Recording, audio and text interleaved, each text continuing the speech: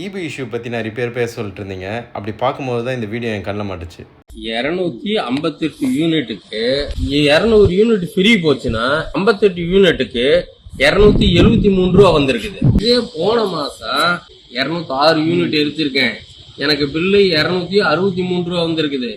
206ல 100 போச்சுன்னா 106 யூனிட்டுக்கு எனக்கு 263 வகுத்தல் 106 2 ரூபா 48 காசு. இதுல எங்க கரண்ட் பில்லு நீங்க குறைச்சிருக்கிறீங்க?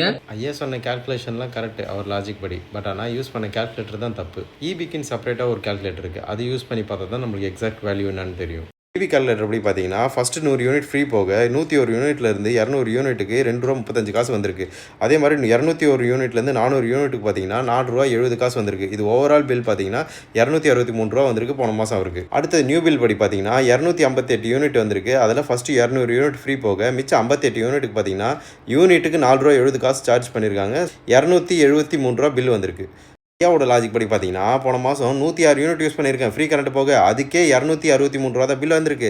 ஆனால் நியூ பில்லில் 258 யூனிட் யூஸ் பண்ணியிருக்கேன், அதில் ஃப்ரீ கரண்ட் போக 58 யூனிட் தான் நான் யூஸ் பண்ணியிருக்கேன், அதுக்கு ஏன் 273 ரூபா பில் வருதுன்னு தான் கேட்டிருக்காரு. கேட்ட கொஸ்டின் கரெக்டு, பட் ஆனால் லாஜிக் தப்பு.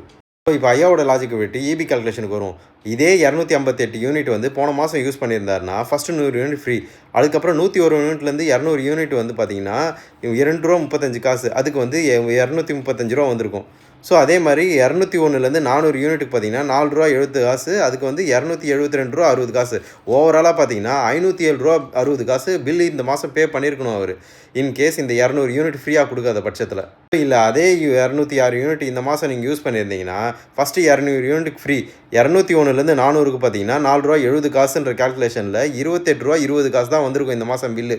இன்கேஸ் நீங்கள் 206 யூஸ் பண்ணியிருந்தீங்கன்னா, நீங்கள் யூஸ் பண்ணது 52 யூனிட் எக்ஸ்ட்ரா யூஸ் பண்ணனால உங்களுக்கு பில்லு இவ்வளோ வந்திருக்கு. ஸோ சார்ஜஸ் எதுவுமே மாறல, ஸ்கீம் மாறி இருக்குது. இது உங்களுக்கு பெனிஃபிட் தான். இது யாருக்கெல்லாம் பெனிஃபிட்னு பார்த்தீங்கன்னா 500 யூனிட்டுக்குள்ளே இருக்கிறவங்களுக்கு மோஸ்ட்லி எல்லாருக்குமே பெனிஃபிட்டாக இருக்கும்.